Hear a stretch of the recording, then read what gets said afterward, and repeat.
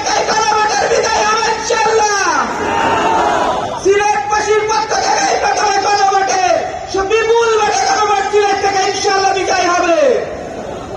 এই সিলেট শাহজালাল রহমতুল্লাহের সিলেট, এই সিলেট শাহপরান রহমতুল্লাহের পুণ্যভূমি।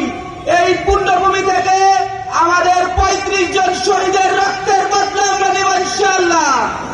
আমাদের প্রায় 4,500 ভাই এবং বোনেরা আহত হয়েছে, তাদের রক্তের বদলা আমরা হ্যাঁ ভোটের মাধ্যমে নেব ইনশাআল্লাহ।